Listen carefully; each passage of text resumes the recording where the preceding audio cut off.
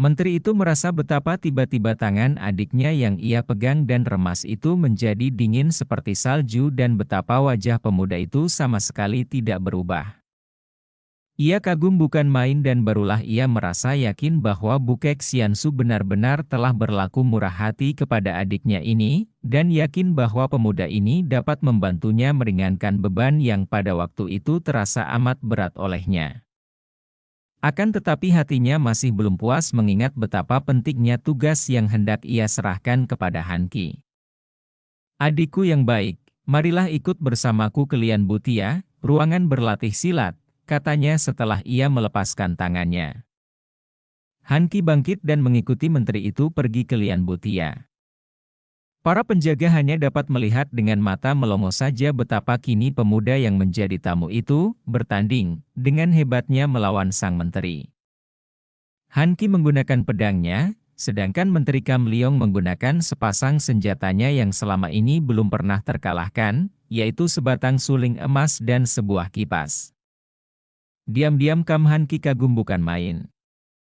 Kakaknya yang sudah setengah tua itu ternyata amat hebat. Permainan suling emas dengan ilmu silat pedang Pat Sian Kiam Sut dirangkai dengan ilmu kipas Lohai San Hoat benar-benar lihai sekali. Pat Sian Kiam Sut, ilmu pedang 8 dewa, adalah ilmu pedang tingkat tinggi yang cepat dan memiliki jurus-jurus berbahaya, sungguh menakjubkan kini dimainkan dengan suling yang berubah menjadi gulungan sinar emas. Adapun Lohai San Hoat, ilmu kipas pengacau lautan, juga hebat bukan main. Selain gagangnya dapat dipergunakan untuk menotok jalan darah, juga kalau kipas dikebutkan, angin menyambar keras mengacaukan gerakan lawan. Namun Han Qi tidak percuma melatih diri selama belasan tahun seorang diri di dalam goa, tidak percuma menjadi murid Bukek Xiansu karena ilmu pedangnya juga amat tinggi. Ilmu pedangnya mempunyai dasar gerakan Hong In Bun Hoat yaitu gerakan ilmu silat yang dilakukan seolah-olah menulis huruf-huruf indah di udara, dan karena semua ilmu silat yang dimainkan oleh kedua kakak beradik ini berasal dari satu sumber, maka mereka dapat saling mengenal jurus lawan dan dapat mengimbanginya. 100 jurus telah lewat dan diam-diam Menteri Kam Leong kagum dan girang sekali. Pada waktu itu jarang ada lawan yang dapat menandinginya sampai 100 jurus tanpa terdesak sedikit pun, apalagi masih begini muda, bahkan dalam hal tenaga sinkang, adiknya ini malah lebih kuat daripadanya. "Gutoan, hebat tidak kepandaian adikku ini?"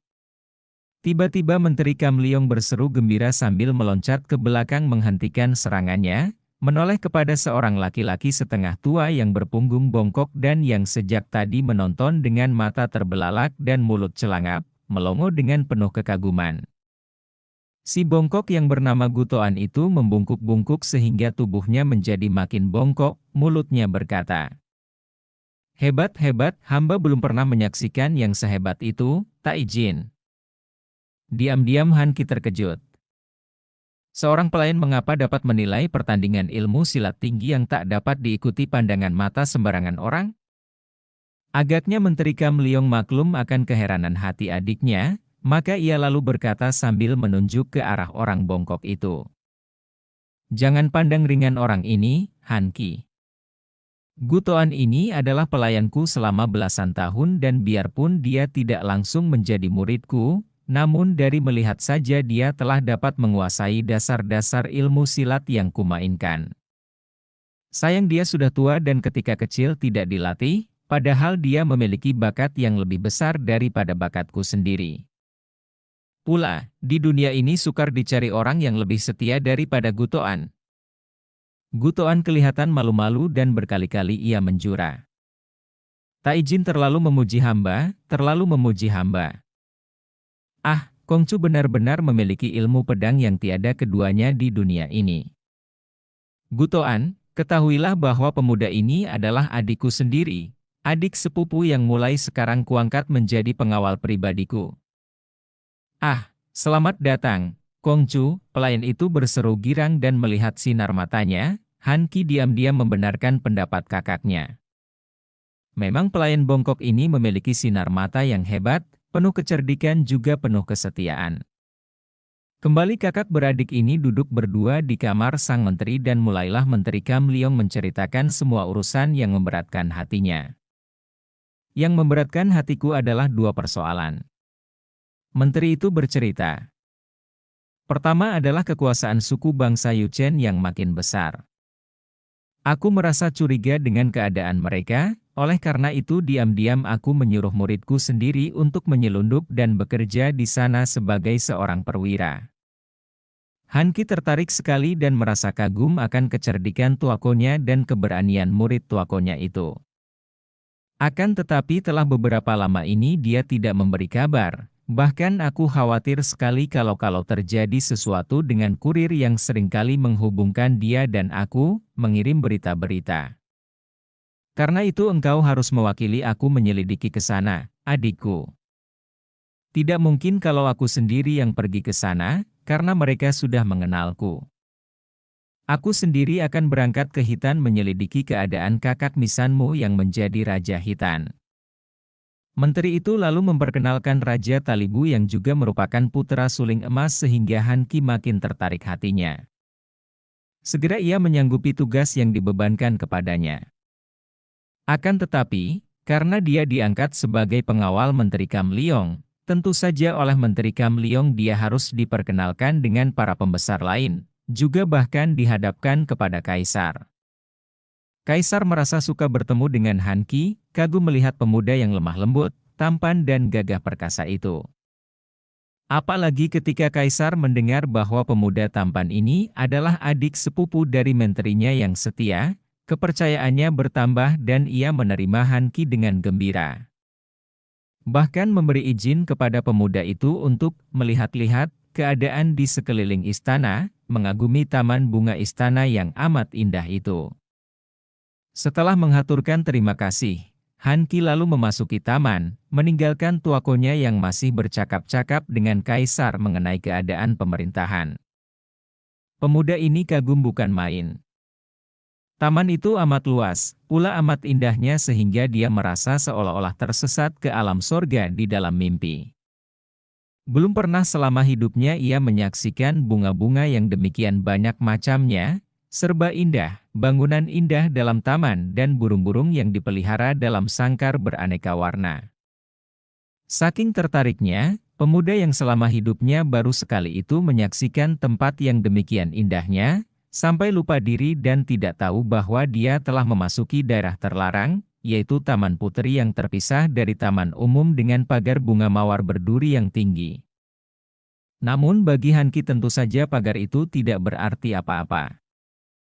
Ketika menjenguk dan melihat betapa taman di sebelah pagar itu jauh lebih indah lagi, dengan bangunan-bangunan mungil dan kolam-kolam ikan, serta sangkar-sangkar burung berkilauan agaknya terbuat daripada perak dan emas, ia menggenjot tubuhnya dan melompati pagar bunga mawar. Dia sampai berdiri bengong dan menahan napas menyaksikan segala keindahan itu. Rumput-rumput yang tumbuh di tempat ini pun bukan sembarangan, melainkan rumput yang teratur dan amat indah seperti permadani dari beludru. Seperti dalam mimpi ia berjalan terus, melangkah ke arah sekumpulan bangunan yang dicat merah. Tiba-tiba telinganya mendengar suara wanita menjerit-jerit kebingungan, bahkan lalu mendengar wanita menangis. Cepat ia menyelinap di antara pohon bunga, berlompatan mendekati suara yang datangnya dari balik kelompok bangunan. Ketika ia tiba di situ dan memandang dari tempat sembunyinya di balik pohon, ia bengong, matanya tak berkedip memandang ke depan dan napasnya seolah-olah terhenti sama sekali.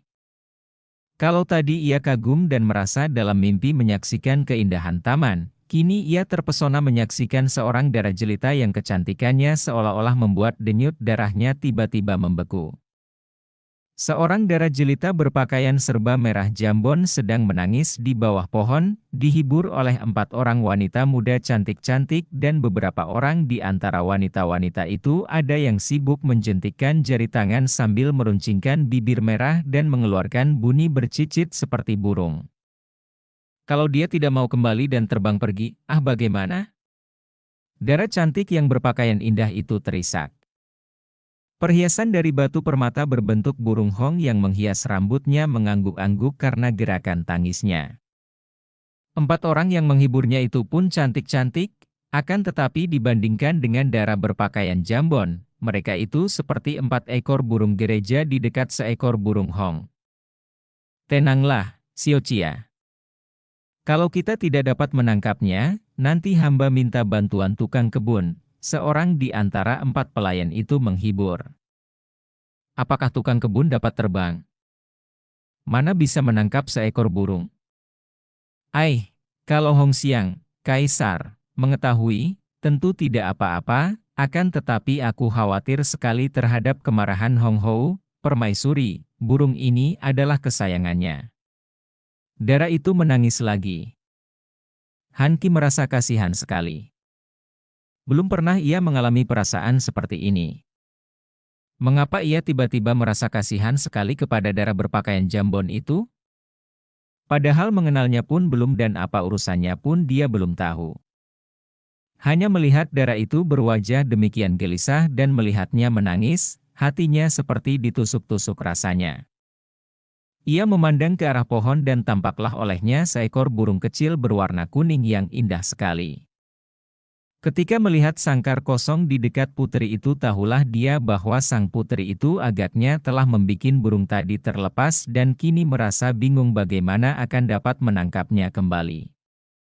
Terdorong oleh rasa kasihan, Han Qi menjadi nekat lalu dia melompat keluar dan berkata, "Harap Xiaoqia tidak khawatir, saya akan menangkap burung itu."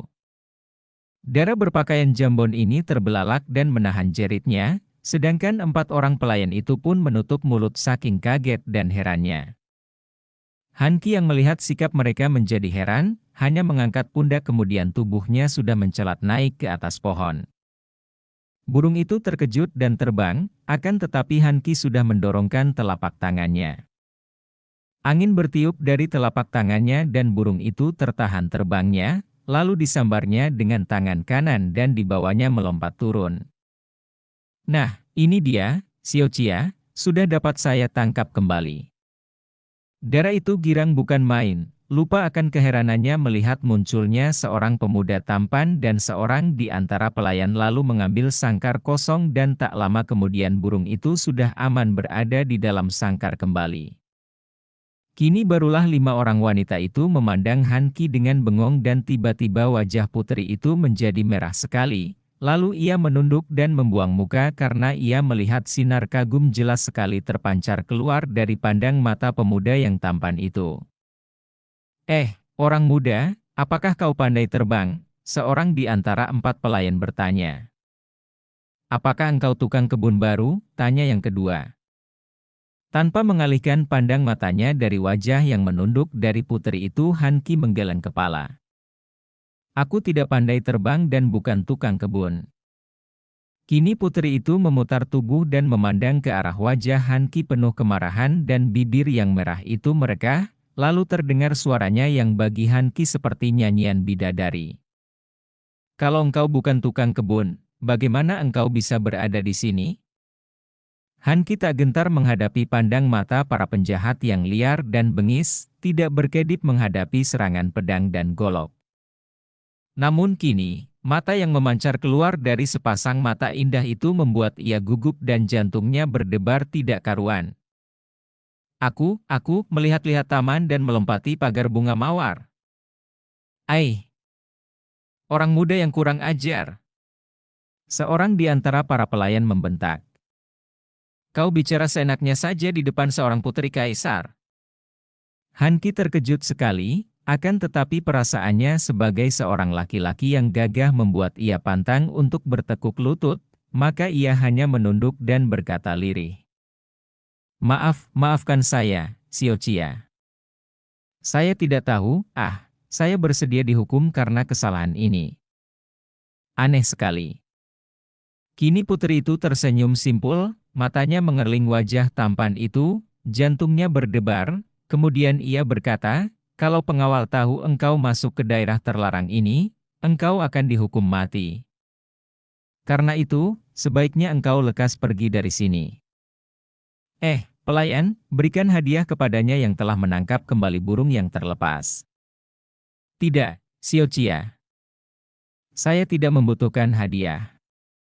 Memang burung itu tentu saja ingin sekali bebas karena betapapun indah sangkarnya, dia hidup terkurung. Lihat, bukankah dia nampak bersedih?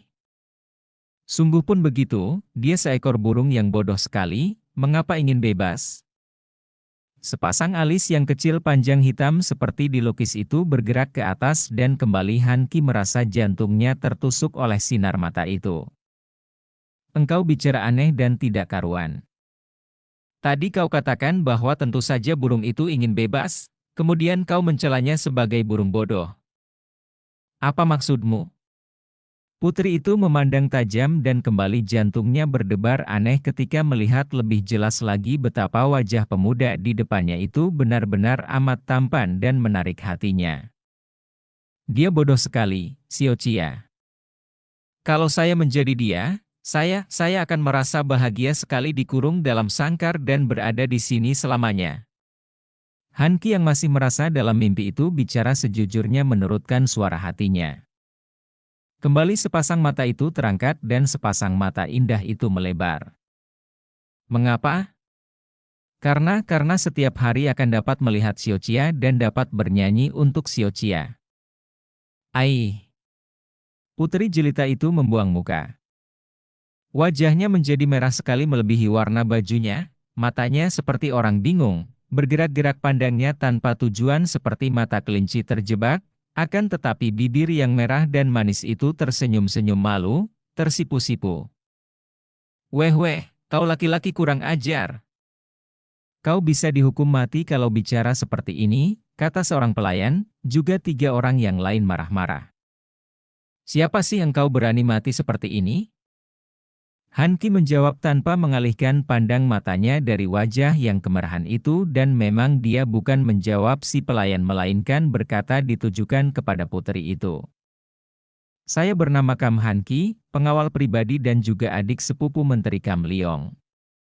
Saya diperkenankan oleh Hong Xiang untuk melihat-lihat taman, akan tetapi telah tersesat ke sini, harap Xiao Chia sudi memaafkan. Oh, kau, adik sepupu Menteri Kam? Putri itu berkata lirih dan kemarahan lenyap dari pandang matanya, terganti kekaguman. Juga 4 orang pelayan yang tadi marah-marah, kini tersenyum-senyum memandang nona majikan mereka. Sang putri dapat menangkap kerling dan senyum ini, lalu membentak, mau apa kalian tersenyum-senyum? 4 orang pelayan itu menunduk, akan tetapi tetap tersenyum dan seorang di antara mereka yang paling berani lalu berkata, hamba sekalian mengira bahwa dia adalah tukang kebun yang rendah, Xiao Chia. Kiranya adik Kam tak izin, seorang pemuda bangsawan yang gagah perkasa, malah pandai terbang melebihi burung. Putri itu tersipu-sipu, akan tetapi memaksa diri menghadapi Hanki yang masih bengong terpesona karena wajah putri itu makin dipandang makin mempesona, lalu berkata lirih, Kam Tai Hiap, sebaiknya engkau lekas pergi dari sini. Kalau ketahuan Hong Xiang, selain engkau dihukum aku pun akan mendapat malu. Harap suka pergi dan terima kasih atas bantuanmu tadi. Hanki mengangguk, merasa kecewa sekali harus pergi dari depan putri ini. Akan tetapi ia pun maklum bahwa kehadirannya di situ akan mendatangkan bencana bagi sang putri, maka dia berkata, maaf. Lalu membalikkan tubuhnya melangkah pergi menuju ke pagar bunga mawar dengan kedua kaki lemas. Mengapa? Hatinya seperti hilang dan semangatnya kabur kemanakah? Terasa seperti tubuhnya yang lemas saja yang pergi, akan tetapi semangat dan hatinya tertinggal di depan kaki sang putri. Sampai di pagar, dia menengok. Putri itu ternyata memandang ke arahnya dengan bengong. Sejenak 2 pasang mata bertemu, bertaut seolah-olah melekat dan sukar dilepas lagi. Kemudian putri itu menunduk. Maaf, Xiao Chia. Saya Kam Hanki telah berlaku lancang dan berdosa terhadap Xiao Chia. Akan tetapi sudah kepalang, biarlah saya menambah dosa lagi dengan mengetahui nama Xiao Chia. Bolehkah? Sunyi sejenak. Tanpa mengangkat muka putri itu berkata lirih. Namaku Hong Kui. Terima kasih. Han Qi berkata dengan girang dan sekali berkelebat, tubuhnya lenyap dari situ melompati pagar. Demikian cepat gerakannya sehingga, 4 orang itu berseru, dia menghilang. Jangan-jangan dia, setan. Putri itu tertawa, suara tawanya seperti nyanyian burung, tanda bahwa hatinya gembira sekali. Hush! Bukan menghilang. Mana ada setan di siang hari? Dia seorang Tai Hiap, seorang pendekar besar, tentu saja loncatannya cepat sekali. Dia adik Kam Tai Jin yang memiliki kepandaian luar biasa, tentu saja. Hebat. Betulkah, Xiao Chia? Hai hihik, para pelayan tertawa. Hus, apa ketawa? Kusuruh cambuk kau, 1000 kali. Sang putri menghardik. Akan tetapi 4 orang pelayan itu masih terkekeh genit dan seorang di antara mereka yang sudah dapat mengetahui rahasia hati putri asuhan mereka itu, berkata sambil berlutut. Hati hamba sekalian gembira sekali, Xiao Chia. Jangankan dicambuk 1000 kali, biar selaksa kali hamba terima. Tentu saja mereka hanya bergurau karena kalau betul-betul dicambuk, jangankan selaksa kali atau 1000 kali, baru 20 kali saja kulit-kulit tipis punggung dan pinggul mereka tentu akan pecah-pecah dan nyawa mereka melayang. Demikianlah, semenjak saat itu hati Han Qi tercuri oleh Putri Hongkui yang cantik jelita. Putri ini adalah putri kaisar dari selir yang memang terkenal cantik jelita. Dan semenjak saat itu, Han Qi selalu mencari kesempatan untuk tersesat atau lebih tepat, menyesatkan diri, ke dalam taman terlarang sehingga dalam waktu sebulan itu, beberapa kali ia, kebetulan, bertemu dengan Sung Hongkui, putri selir itu yang selalu ada di taman itu. Bahkan kini putri itu amat sering datang ke taman untuk duduk termenung sambil memandang burung kuning dalam sangkar. Kini putri ini tidak lagi menyimpan rahasia hatinya kepada 4 orang pelayannya yang tentu saja merahasiakan pertemuan antara Han Qi dan Hongkui. Pada saat malam terang bulan, Hongkui duduk melamun di taman. 4 orang pelayan duduk tak jauh dari situ, berbisik-bisik dan tidak berani mengganggu sang putri yang mereka tahu sedang murung memikirkan Han Qi yang sudah beberapa hari tidak tampak.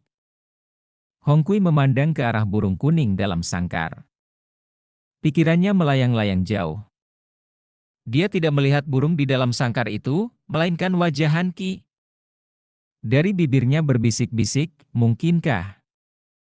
Akukah yang seperti burung dalam sangkar? Bagaimana mampu bebas dan terbang berdua dengan burung di luar sangkar? Ah! Kam Tai Hiap. Seolah-olah mendengar jeritan hatinya, tiba-tiba berkelebat bayangan dan tahu-tahu Han Qi telah berdiri di hadapannya. Kam Tai Hiap. Hongkui terkejut sekali. Betapa beraninya pemuda ini. Malam-malam datang di tempat itu. Kalau ketahuan, mereka berdua bisa celaka. Akan tetapi sikap Han Qi tidak gembira seperti biasa. Biarpun biasanya pertemuan antara mereka berdua hanya lebih banyak pertemuan pandang mata saja daripada percakapan, namun Han Qi selalu bersikap gembira. Namun malam ini, di bawah sinar bulan, wajah yang tampan itu kelihatan muram. Xiao Chia, saya datang untuk berpamit.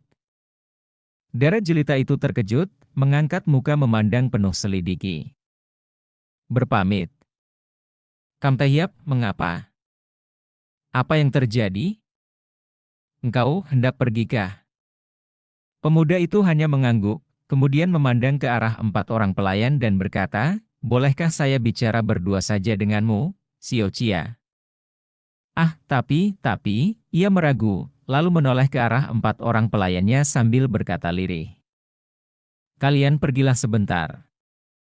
4 orang pelayan itu saling pandang, lalu tersenyum dan bagaikan 4 ekor kupu-kupu mereka berlarian menjauh dan bersembunyi di dalam bangunan kecil, agak jauh dari tempat itu. Tai Hiap, engkau hendak pergi kemanakah? Xiao Chia, saya mendapat tugas dari menteri untuk melakukan penyelidikan ke negara bangsa Yuchen. Ai, bangsa yang biadab itu. Sang putri berseru kaget sekali. Karena itu, maka harus diselidiki keadaannya, Xiaoqia. Demi kepentingan kerajaan ayahmu saya harus berangkat besok pagi-pagi. Karena inilah maka saya memberanikan diri menghadap Xiaoqia untuk berpamit. Kam Tai Hiap, berapa lamakah kau pergi? Han Qi menggeleng kepala. Bagaimana saya bisa tahu, Xiaoqia? Tergantung keadaan di sana dan, kalau saya sampai tidak kembali menghadap Xiaoqia itu berarti bahwa saya tentu tewas di sana. Xiaoqia. Xiaoqia. Han Qi cepat menubruk dan merangkul darah itu yang tiba-tiba menjadi lemas dan pingsan mendengar ucapannya itu. Dia merangkul leher darah itu penuh kasih sayang, penuh kemesraan, lalu memondongnya dan memangkunya sambil duduk di bangku tepi kolam. Ia tahu bahwa darah itu hanya pingsan karena kaget, maka perlahan-lahan ia mengurut belakang kepalanya. Muka itu tengadah, agak pucat namun bibirnya masih merah segar. Pernapasan merasa lega sekali dan tanpa disadarinya ia menunduk mencium dahi yang putih halus itu. Sang putri sadar dan berteriak ketika mendapatkan dirinya dipangku dan dahinya dicium. Ah, Kam Tai Hiap. Ia merintih dan kedua lengannya merangkul leher. Hong Kui. Hong Kui. Han Qi juga mengeluh. Sakit hatinya karena maklum akan keadaan mereka yang seolah-olah terpisah jurang kedudukan, dan kini malah akan berpisah. Ia menjadi terharu, bercampur cinta kasih mendalam dan tanpa mereka sadari dan tanpa mereka ketahui siapa yang memulainya, muka mereka saling berdekatan dan bibir mereka bertemu dalam sebuah ciuman mesra, ciuman yang mereka lakukan tanpa sadar. Seolah-olah ada tenaga gaib yang mendorong mereka karena selama hidup mereka belum pernah berciuman seperti itu. Tercurah seluruh kerinduan hati, seluruh keharuan, seluruh cinta kasih sehingga sambil berciuman yang seolah-olah takkan pernah terlepas lagi. Saat itu mereka terisak, naik sedu-sedan dari dada mereka ke tenggorokan. Mereka terengah-engah, terbuai oleh gelombang asmara yang hebat, baru melepaskan ciuman setelah napas tak tertahan lagi, saling rangkul seolah-olah tak hendak melepaskan lagi. Hong Kui. Koko. Kam Koko. Entah berapa lama mereka saling rangkul, entah berapa kali mereka saling berciuman. Tiada bosan-bosannya Han Qi mencium dahi, alis, mata, hidung, pipi, bibir dan leher wanita yang dicintanya, seolah-olah hendak menghisap semua itu dan menyimpannya ke dalam lubuk hatinya. Mereka lupa diri, lupa waktu, lupa keadaan. Xiaoqia. Suara pelayan menyadarkan mereka. Hamba mendengar suara peronda. Putri itu melepaskan diri dari atas pangkuan Han Qi, berdiri gemetar sambil memegang lengan Han Qi yang kuat. Koko, bagaimana dengan kita? Ah, Koko, jangan tinggalkan aku, bawalah aku pergi, mari kita minggat malam ini juga. Han Qi menutup mulut itu dengan ciuman mesra, tidak peduli lagi bahwa perbuatannya ini kelihatan oleh pelayan yang cepat membuang muka dengan sungkan. Hush, jangan berkata demikian, kekasihku. Jangan khawatir, aku pasti akan kembali membawa jasa dan tentang masa depan kita, harap jangan khawatir. Tuaku Kam Leong tentu akan membantuku dan engkau akan dilamar secara resmi. Mengingat akan kedudukan dan jasa menteri, kiranya pinangan itu takkan ditolak oleh Hong Xiang. Nah, selamat berpisah, manisku. Itu peronda datang, Han Qi melepaskan pelukannya dan hendak meloncat pergi. Koko, Koko. Putri itu merintih. Han Qi meloncat ke Mi Bali, memberi ciuman yang mesra sekali yang seolah-olah menghisap hati darah itu, kemudian tanpa menoleh ia sudah meloncat cepat lenyap dari situ. Untung bahwa pemuda itu memiliki kepandaian yang hebat sehingga munculnya peronda tidak mengakibatkan sesuatu karena peronda itu tidak melihat atau mendengar kehadiran si pemuda yang nekat dan berani mati karena asmara itu. Para peronda memberi hormat kepada Putri Sung Hong Kui yang telah menguasai hatinya dan tanpa mengeluarkan kata-kata darah itu kembali ke kamarnya diikuti 4 orang pelayannya yang diam-diam saling towel, saling cubit dan menutupi senyum dengan tangan mereka. Pada keesokan harinya, pagi-pagi sekali Kam Han Ki berangkat melaksanakan tugas yang diberikan kepadanya oleh Menteri Kam Leong, yaitu menyelidiki ke kota raja bangsa Yuchen untuk menyusul Hu Texan, yaitu murid Menteri Kam Leong yang diselundupkan ke kerajaan bangsa Yuchen.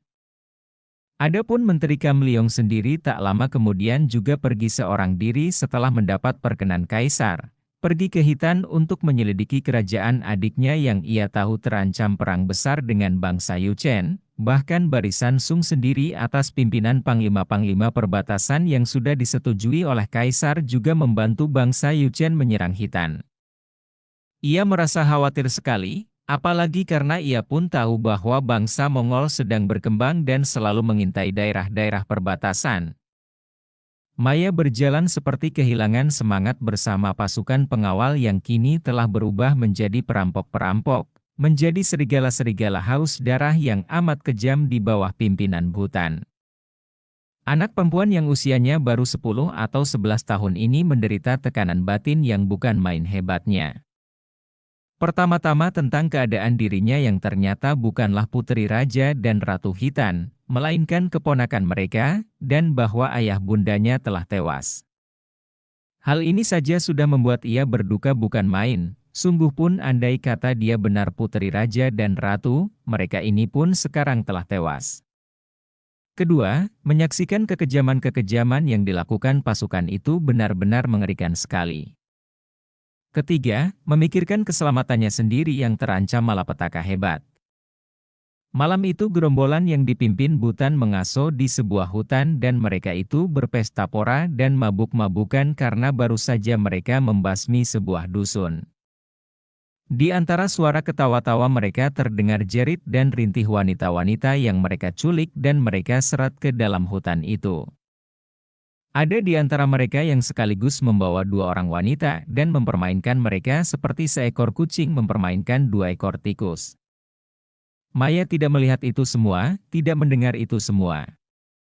Sudah terlalu sering ia mendengar dan melihat hal-hal mengerikan itu sehingga biarpun kini mata dan telinganya terbuka, namun yang tampak olehnya hanya api unggun di depannya. Diam-diam dia telah mempersiapkan diri. Di dalam perampokan itu, ia menemukan sebuah pisau belati yang runcing dan tajam. Disembunyikannya pisau itu di balik bajunya, diselipkan di ikat pinggang sebelah dalam. Dan ia selalu mencari akal untuk melarikan diri. Mereka sedang mabok-mabokan dan memperkosa wanita rampasan.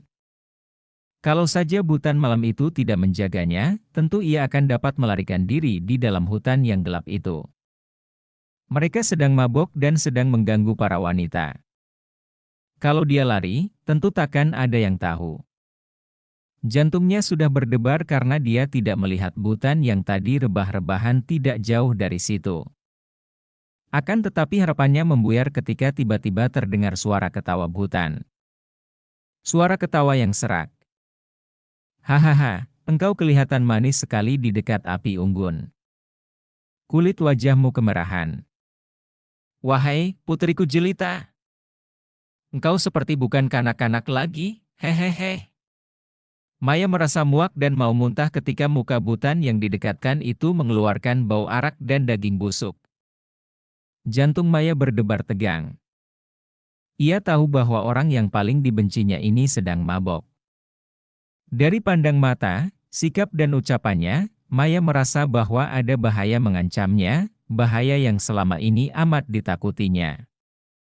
Biasanya Bhutan hanya merayu dan memujinya dengan kata-kata saja, akan tetapi sekali ini agaknya dia mempunyai niat lain.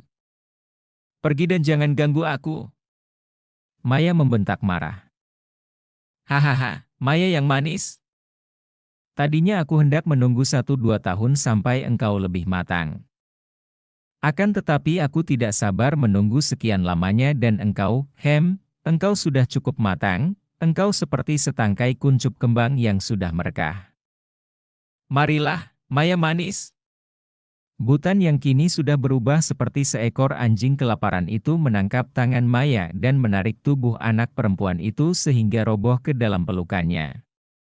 Bhutan tertawa-tawa dan memondong tubuh Maya yang meronta-ronta, membawanya ke balik gerombolan pohon kembang di mana terdapat tilam rumput hijau yang lunak. Tak jauh dari situ terdapat mayat seorang wanita yang baru saja menjadi korban kebuasan Bhutan. Manusia kejam ini telah memperkosa wanita rampasan itu, kemudian membunuhnya karena wanita itu tidak memuaskan hatinya dan dalam kehausan nafsu yang bernyala-nyala, Bhutan teringat akan Maya dan kini membawa anak perempuan yang meronta-ronta itu ke situ tanpa mempedulikan mayat yang menjadi korban kebuasannya. Sambil tertawa-tawa dan dengan nafsu makin menyala-nyala, agaknya makin terbangkit oleh perlawanan Maya yang meronta-ronta, Bhutan melempar tubuh Maya ke atas rumput di mana darah cilik itu terbanting roboh telentang, kemudian Bhutan menubruk dan menindihnya. Maya menggerakkan kepala ke kanan kiri untuk mengelakkan ciuman-ciuman Bhutan yang menjijikkan. Biarpun semenjak tadi Maya meronta-ronta dan menjerit-jerit seperti seorang yang tidak berdaya dan yang hanya bisa menjerit dan menangis, namun sesungguhnya diam-diam anak ini telah mempersiapkan seluruh urat tubuhnya dengan perhitungan seorang ahli silat. Ketika melihat lowongan, yaitu kedua tangan Bhutan menjambak rambutnya, agaknya untuk memaksa Maya agar tidak dapat menggerakkan kepala mengelak, kemudian mencium mulut gadis cilik itu penuh nafsu. Saat itulah yang dinanti-nanti Maya. Ia mengatupkan mulutnya kuat-kuat sehingga yang dicium Bhutan hanya sepasang bibir yang bersembunyi, dan tiba-tiba tangan kanan Maya bergerak, menikamkan pisau belati tepat ke ulu hati Bhutan dan miring ke kiri, ke arah jantung, sedangkan tangan kirinya yang kecil itu menusuk dengan jari-jari terbuka ke arah mata lawan. Biarpun Maya merasa muak dan jijik, namun dengan kekuatan hatinya ia dapat menekan perasaannya itu dan dapat melakukan serangan mendadak secara tepat sekali. Pekik yang keluar dari mulut Bhutan merupakan raungan binatang buas yang direnggut nyawanya. Tusukan jari-jari kecil pada kedua matanya dan rasa sakit pada dadanya membuat Bhutan secara otomatis membawa tangannya ke mata dan dada. Saat yang hanya beberapa detik ini cukup bagi Maya untuk meronta dan keluar dari tindihan tubuh Bhutan, kemudian meloncat pergi lalu berlari cepat memasuki tempat gelap. Bhutan meloncat bangun, meraung lagi, berusaha mengejar namun roboh terguling, berkelojotan dan dari kerongkongannya terdengar bunyi mengorok seperti babi disembelih. Akhirnya ia tewas tak jauh dari mayat wanita yang telah dibunuhnya. Akan tetapi perhitungan Maya meleset. Dia tidak memperhitungkan pekik yang keluar dari mulut Bhutan ketika ia melakukan penikaman. Pekik itu menarik perhatian dan mengejutkan beberapa orang anak buah gerombolan yang berada tidak jauh dari tempat itu. Mereka kaget dan meninggalkan wanita korban mereka yang sudah setengah mati, lalu meloncat ke tempat terdengarnya suara pekikan. Tentu saja mereka terkejut melihat tubuh Bhutan berkelojotan dan lenyapnya Maya. Mereka berteriak-teriak dan tak lama kemudian, 14 orang bekas pengawal itu telah mengejar Maya. Akhirnya Maya yang kelelahan dan kehabisan tenaga karena memang tubuhnya sekarang telah menjadi lemah akibat tidak terpelihara dengan baik, makan dan tidur tidak teratur, tertangkap oleh gerombolan itu di luar sebuah dusun menjelang pagi. 14 pasang tangan memperebutkannya, dan seorang di antara mereka cepat berkata, "Hei, kawan-kawan jangan bodoh. Kalau diperebutkan begitu, dia akan mampus. Sayang sekali kalau begitu. Lebih baik dia dirawat dan kita pelihara baik-baik. Dia dijadikan milik kita bersama. Ingat, dia bukan kembang sembarang kembang, harus diperlakukan penuh kelembutan." Hahaha. Mendengar ini, yang lain-lain setuju dan sambil tertawa-tawa mereka menggandeng tangan Maya yang sudah babak belur itu. Nah, ini ada dusun, melihat bangunan-bangunannya lumayan juga. Bocah ini masih terlalu kecil, kita pelihara dulu sampai menjadi segar dewasa. Lihat, dia sudah hampir mati kelelahan. Lebih baik kita mencari bunga di dusun itu dan berpesta pora, terdengar suara seorang di antara mereka. Setelah Bhutan tewas, 14 orang itu merupakan gerombolan tanpa pimpinan yang tentu saja menjadi lebih buas seperti serigala-serigala tanpa bimbingan. Sambil bersorak-sorak, 14 orang itu menyerbu dusun. 2 orang penjaga di pintu pagar dusun, mereka bunuh tanpa banyak cakap lagi. Mulailah lagi perbuatan jahat dan penuh kebuasan melanda dusun itu. Penduduknya yang terkejut karena tak menyangka akan diserbu pada pagi hari itu menjadi geger. Ada sebagian penduduk yang nekat melakukan perlawanan, namun tentu saja mereka itu bukan tandingan gerombolan bekas pasukan pengawal yang rata-rata memiliki kepandaian tinggi itu. Mulailah terjadi pembunuhan, disusul perampokan, pembakaran dan perkosaan. Mulailah terdengar pekik-pekik mengerikan, pekik kematian dicampur dengan jerit-jerit penuh ketakutan, jerit-jerit para wanita yang diperlakukan semaunya oleh gerombolan itu. Sementara itu Maya tidak mendapat kesempatan untuk lari karena sewaktu para gerombolan menyerbu dusun, kaki tangannya dibelenggu kuat-kuat dan dia dipaksa menunggu mereka dalam keadaan tidak dapat bergerak, hanya sepasang matanya yang lebar menyaksikan semua kekejian yang terjadi di dusun itu. Seperti biasa pula pada akhir penyerbuan sebuah dusun, para gerombolan ini menyeret wanita yang mereka pilih. Ada yang sibuk mengumpulkan benda-benda berharga, ada yang minum arak sampai mabok dan di antara asap rumah-rumah yang masih menyala, mereka tertawa-tawa dan berkumpul di dekat tumpukan mayat-mayat, memandang rumah terbakar. Ada yang mulai mengganggu wanita di depan mata kawan-kawannya, ada yang bernyanyi-nyanyi, menyanyikan lagu kemenangan barisan tentara Khitan. Semua ini terjadi dengan hiruk-pikuk dan Maya terpaksa harus menonton semua yang terjadi di depan mata karena ia berada di tengah-tengah antara mereka. Belenggunya sudah dilepas dan dia menjadi muak dan pening. Di belakangnya, 3 orang gerombolan sedang mengganggu 3 orang wanita yang menjerit-jerit di antara suara ketawa mereka, di depannya juga ada dan di kanan kiri, gerombolan-gerombolan itu tertawa-tawa, minum-minum dan mengamat-amati hasil rampokan mereka dengan gembira. Tiba-tiba terdengar derap kaki kuda banyak sekali mendatangi dusun yang terbakar itu. 14 orang gerombolan bekas pengawal menjadi terkejut. Akan tetapi mereka sudah terlalu mabok oleh arak. Dan mabok nafsu sehingga mereka terlambat untuk mengetahui bahwa yang datang adalah pasukan musuh, pasukan bangsa Yuchen yang berjumlah 50 orang. Tahu-tahu mereka diserbu oleh pasukan Yuchen yang banyak jumlahnya itu dan terjadilah perang tanding yang berat sebelah. Biarpun gerombolan bekas pengawal ini rata-rata memiliki kepandaian tinggi, namun mereka itu sudah setengah mabok dan jumlah mereka kalah banyak. Mereka melakukan perlawanan gigih dan mengamuk. Melihat kesempatan ini, Maya berusaha untuk melarikan diri. Ia meloncat. Akan tetapi sebuah tamparan seorang pengawal terdekat membuat ia roboh terpelanting dan pingsan di antara tumpukan mayat. Perang kecil yang berat sebelah itu berlangsung tidak terlalu lama. Biarpun mengorbankan beberapa orang anak buahnya, namun pasukan Yuchen akhirnya berhasil membunuh 14 orang gerombolan bekas pengawal Khitan itu.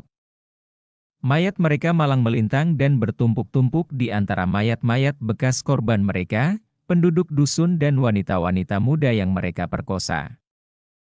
Sisa pasukan Yuchen lalu pergi meninggalkan dusun itu yang kini berubah menjadi tempat yang mengerikan sekali. Keadaan amat sunyi, yang terdengar hanyalah api yang masih memakan atap-atap rumah.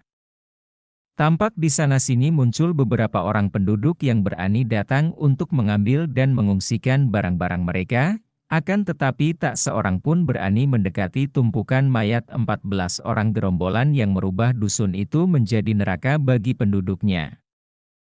Tak lama kemudian, dari arah barat tampak 2 orang berjalan ke arah dusun itu. Dari jauh sudah tampak bahwa mereka adalah seorang laki-laki dan seorang wanita. Yang laki-laki berkulit hitam sekali dan yang wanita berkulit putih, akan tetapi tubuh wanita itu tinggi, bahkan lebih tinggi sedikit dibandingkan dengan laki-laki berkulit hitam itu. Kalau dilihat dari dekat, tentu orang akan terheran-heran melihat pakaian dan wajah mereka yang berbeda jauh dari penduduk umumnya. Laki-laki itu tinggi kurus, kulitnya hitam arang, rambutnya yang keriting ditutup sorban kuning. Tubuh atas tidak berbaju hanya dilibat kain kuning yang sudah dekil, tubuh bawah memakai celana hitam sampai di bawah lutut, kakinya tidak bersepatu. Sederhana sekali pakaian dan sikapnya, tetapi wajahnya membayangkan kewibawaan besar, dengan sepasang mata yang tajam seperti mata pedang tetapi juga menyeramkan dan liar bergerak ke sana-sini. Si wanita tidak kalah anehnya. Wajahnya berbentuk seperti laki-laki itu, kening lebar, mata lebar, hidung mancung sekali dan besar, dagu runcing sehingga dia memiliki kecantikan yang aneh dan khas. Telinganya memakai hiasan cincin besar, rambutnya terurai sampai ke punggung. Tubuhnya tinggi besar, nampak kuat seperti tubuh pria, namun gerak-geriknya yang lemah lembut menandakan bahwa dia benar-benar seorang wanita. Memakai baju berlengan pendek dan celana panjang sampai ke kaki berwarna biru, akan tetapi di luar bajunya, ia memakai sutera kuning yang panjang dilibat-libatkan di tubuh. Lengan kirinya yang berkulit putih kemerahan, bukan putih kekuningan seperti kulit wanita pribumi, memakai sebuah gelang emas yang besar dan tebal. Demikian pula kedua pergelangan kakinya dihias gelang kaki terbuat daripada emas sehingga kadang-kadang kalau kedua kaki berganti langkah, gelang-gelang itu beradu dan menimbulkan suara berdencing nyaring. Usia mereka kurang lebih 40 tahun dan mereka berjalan berdampingan tanpa berkata-kata, memasuki dusun itu dan menggeleng-geleng kepala menyaksikan rumah-rumah terbakar dan mayat-mayat bertumpukan dan berserakan. Ketika tiba di tumpukan mayat 14 orang bekas pengawal hitan dan wanita-wanita serta penduduk, mereka berhenti dan bicara dalam bahasa India. Bukankah pakaian mereka itu menunjukkan bahwa mereka adalah pasukan pengawal hitan, kata si wanita. Agaknya begitulah, jawab yang laki-laki, suaranya parau dan dalam. Manusia di mana-mana sama saja, sekali diberi kesempatan, lalu berlomba saling membunuh. Keduanya sudah akan melangkah pergi lagi ketika tiba-tiba terdengar rintihan yang keluar dari tumpukan mayat. "Hah? Seorang anak perempuan?" Laki-laki itu berkata dan matanya mengeluarkan sinar aneh, kedua tangannya bergerak mendorong ke depan. Angin yang kuat menyambar ke arah tumpukan mayat dan sebagian mayat yang bertumpuk di atas terlempar seperti daun-daun kering tertiup angin. Tampaklah kini seorang anak perempuan yang merintih tadi bangun dan berusaha melepaskan diri dari himpitan mayat-mayat. Anak ini adalah Maya yang tadi pingsan kemudian tubuhnya tertindih banyak mayat. Ai, anak siapa ini? Wanita itu meloncat maju mendahului si laki-laki, gerakannya cepat sekali seperti terbang dan sekali sambar ia telah mencengkeram punggung baju Maya dengan tangan kiri dan mengangkat tubuh Maya ke atas sambil dipandangnya penuh perhatian. Laga wanita itu seperti seorang wanita sedang memeriksa seekor kepiting yang hendak dibelinya di pasar. "Hai, kesinikan anak itu. Dia milikku karena akulah yang menemukannya. Aku yang pertama membongkar tumpukan mayat yang menimbunnya." Laki-laki itu berseru sambil melangkah maju. "Tidak." Wanita itu memondong Maya dan meloncat menjauhi. "Aku yang lebih dulu mengambilnya." Anak ini hebat, ia mengelus pipi, memeriksa mata, rambut dan mulut Maya. "Anak hebat. Ah, manis, siapakah namamu?" tanyanya dalam bahasa Han. Biarpun dia seorang putri hitan, namun sejak kecil Maya diajar bahasa Han di samping bahasa hitan. Maka Maya lalu menjawab, "Namaku Maya." "Kalian siapakah?" Anak ini lupa akan kesengsaraannya karena heran menyaksikan dua orang aneh yang tadi bicara dalam bahasa yang tak dimengertinya, juga yang mempunyai wajah asing, hidung panjang dan pakaian yang aneh pula. "Maya? Bagus sekali.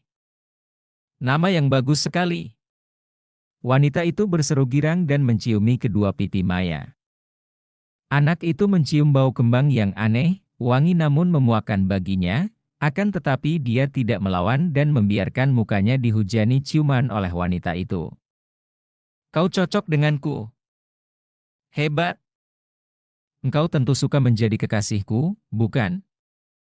Maya, engkau tentu anak hitan." Wanita itu kini menggunakan bahasa Hitan dan Maya menjawab dalam bahasa itu juga, suaranya berubah girang. Benar, aku adalah Putri Maya, Putri Raja dan Ratu Hitan. Apa? Laki-laki itu meloncat maju. Putri Hitan? Hayo, Dewi, berikan padaku anak itu. Aku yang berhak. Dia berdarah raja, dan tampaknya dia memang memiliki darah murni. Berikan. Tidak. Wanita itu memondong Maya dengan lengan kiri sedangkan tangan kanannya mengepal tinju, mukanya merah menentang dan matanya bersinar-sinar marah kepada laki-laki berkulit hitam itu. Mahendra, belum puaskan engkau dengan darah beberapa orang anak yang telah kau hisap habis? Engkau penghisap darah anak yang tiada puasnya. Tidak, anak ini adalah milikku. Engkau tidak boleh mengganggu Maya. Dia punyaku dan kalau engkau memaksa aku akan membunuhmu. Laki-laki yang disebut Mahendra itu tertawa bergelak sehingga ngeri hati Maya melihatnya. Muka yang hitam itu kelihatan lebih hitam lagi setelah tertawa dan nampak deretan gigi yang putih mengkilap. Hahaha. Nila Dewi, engkau mengancamku berkali-kali seolah-olah aku ini hanya seekor semut yang mudah mati diinjak. Aku memang haus akan darah anak perempuan, akan tetapi hal itu hanyalah karena aku belum menemukan anak yang darahnya cocok untuk menyempurnakan ilmuku. Kalau aku sudah mendapatkan darah seorang anak seperti Maya ini, tentu aku selanjutnya takkan butuh darah lagi. Berikanlah, sayang. Malam nanti terang bulan, kita dapat berkasih-kasihan. Kalau ada aku di sini, masa engkau butuh belayan seorang bocah seperti itu lagi? Hahaha. Mahendra, aku tidak main-main. Maya ini milikku dan habis perkara. Nila Dewi mulai mencium-cium dan mencucup-cucup kulit leher dan pipinya. Gilakah perempuan ini? Pikir Maya. Hahaha, kalau begitu, sebaiknya kita bertanya kepada Maya agar dia yang memilih. Mahendra memandang Maya dan berkata dalam bahasa Hitan, Maya anak manis, dengarlah. Kalau engkau memilih aku, terus terang saja aku akan mengambil darahmu untuk obat. Akan kuisap habis dan engkau akan mati seketika tanpa merasa terlalu nyeri. Sebaiknya kalau engkau memilih Nila Dewi, dia akan menjadikan engkau kekasihnya untuk menuruti nafsu birahinya yang selalu berkobar tak pernah padam. Engkau akan dibelai, diperas dan perlahan-lahan engkau pun akan mati. Memilih aku berarti mati seketika tanpa banyak menderita, memilih dia berarti akan mati sekerat demi sekerat dan banyak menderita. Wah, bohong. Nila Dewi menjerit marah. Memilih dia berarti mati seperti seekor ayam disembelih, sedangkan memilih aku, akan mengalami kenikmatan dunia. Andai kata mati, mati dalam kenikmatan, bukankah itu bahagia sekali? Kau memilih aku, ya Maya. Memilih aku, anak manis? Nila Dewi mendekatkan mukanya dan mencium bibir Maya. Mengecupnya lama-lama sampai tersedak-sedak kehabisan napas baru dilepaskan. Kini Maya menjadi takut sekali, hatinya dicengkeram rasa ngeri yang hebat. Kiranya dia terjatuh ke dalam tangan dua orang asing yang entah gila entah memang berwatak seperti iblis. Kalau tahu begini, jauh lebih baik dia pingsan di bawah tumpukan mayat-mayat itu. Hayo pilih siapa engkau? Maya. Laki-laki berkulit hitam itu mendesak dan melangkah maju. Maya memandang mereka bergantian dengan mata terbelalak. Bagaimana dia bisa memilih? Keduanya sama menyeramkan dan memilih yang manapun berarti dia akan mati. Kematian di tangan laki-laki itu sudah pasti, darahnya akan disedot habis. Dia bergidik ngeri. Akan tetapi biarpun dia tidak dapat membayangkan bagaimana akan mati di tangan wanita itu, namun ia sudah membayangkan kengerian yang membuat ia bergidik dan menggigil. Dia dijadikan kekasih. Apa artinya ini? Kedua orang itu memang bukan manusia-manusia lumrah.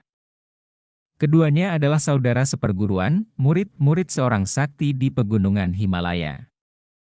Keduanya memiliki ilmu kepandaian luar biasa dan tinggi, akan tetapi mempunyai keahlian yang khusus, yaitu membuat pedang yang ampuh. Guru mereka, pertapa di Himalaya itu memang seorang ahli membuat senjata ampuh, di samping memiliki kesaktian yang tinggi.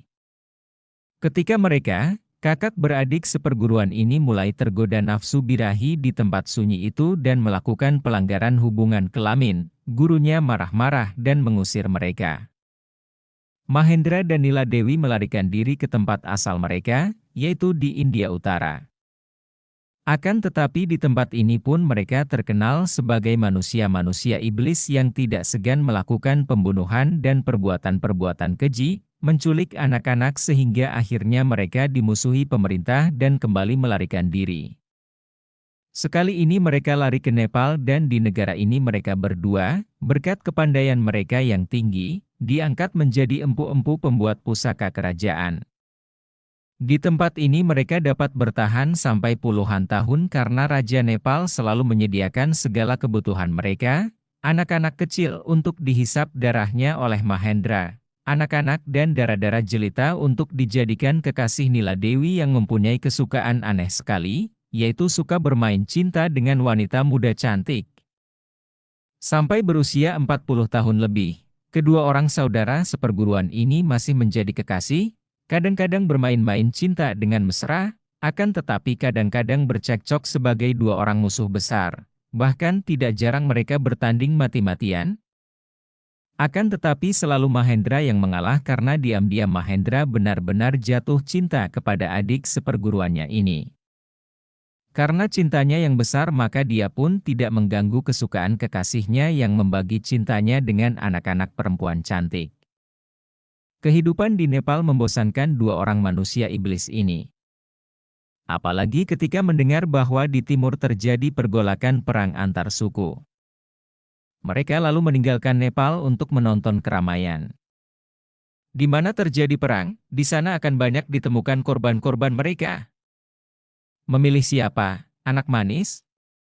Nila Dewi bertanya, suaranya halus lemah lembut dan penuh kasih sayang sehingga sejenak Maya terpengaruh, membuat dia hampir merangkul wanita itu. Akan tetapi Maya teringat dan mulailah anak yang memiliki keberanian luar biasa dan yang sudah berhasil mendinginkan hatinya yang tegang itu memutar otaknya. Kalau memilih Mahendra, berarti terus mati dan tidak ada kesempatan menyelamatkan diri. Dia harus hidup. Masih banyak hal yang harus ia kerjakan dalam hidupnya. Kalau dia memilih Nila Dewi, berarti akan ada kesempatan baginya untuk melarikan diri. Aku memilih Nila Dewi, katanya lantang. Nila Dewi girang sekali. Sambil memondong Maya dia menari-nari berputaran. Maya merasa heran dan juga kagum karena tarian Nila Dewi sungguh indah. Tubuhnya dapat bergerak-gerak lemah gemulai, pinggangnya meliak-liuk seperti tubuh ular dan sepasang gelang pada kakinya saling beradu menimbulkan irama seperti musik yang mengiringi tariannya. Anak manis. Anak baik. Kekasihku, engkau memilih aku, hai hik. Nila Dewi menunduk, kembali mencium mulut Maya, tangan kiri memondong, sedangkan jari-jari tangan kanannya menggerayangi Maya. Maya terkejut sekali dan merasa betapa semua bulu di tubuhnya bangun berdiri penuh kengerian. Sungguh pun wanita ini tidak menjijikkan seperti Butan, akan tetapi perbedaannya hanyalah karena Nila Dewi wanita, namun belayan-belayannya sungguh mengerikan hatinya, memuakkan dan menimbulkan jijik dan takut. Tiba-tiba Mahendra melompat cepat dan Maya merasa betapa belayan dan ciuman Nila Dewi berhenti. Tubuh wanita itu menjadi lemas kemudian roboh bersama dia. Mahendra, engkau pengecut curang. Nila Dewi mengeluh, berusaha untuk bangkit akan tetapi roboh lagi. Mahendra tertawa-tawa, memeluk Nila Dewi dan memberi ciuman yang membuat Maya yang melihatnya membuang muka. Ketika ia memandang lagi, ternyata Nila Dewi telah duduk bersila dekat pohon, kedua lengan ditelikung ke belakang dan diikat kuat-kuat. Tahulah ia bahwa tadi selagi Nila Dewi mencium dan membelainya penuh nafsu birahi yang menghilangkan kewaspadaannya, Mahendra telah menyerangnya dan menotok wanita itu hingga roboh terkulai lemas dan tidak dapat melawan lagi. Timbul rasa takutnya dan ia hendak lari. Akan tetapi, sekali sambar saja Mahendra sudah menangkapnya, kemudian menggunakan sebuah tali panjang mengikat kedua kaki dan tangannya. Bahkan tali pengikat kaki yang panjang itu lalu dipergunakan oleh Mahendra untuk menggantung tubuh Maya di cabang pohon. Tali itu diikatkan pada cabang pohon sehingga tubuh Maya tergantung menjungkir dengan kepala di bawah dan kedua tangannya terikat ke belakang punggung. Mahendra! Nila Dewi yang duduk bersila di bawah pohon itu berteriak. Kalau engkau membunuh Maya, aku bersumpah untuk membunuhmu.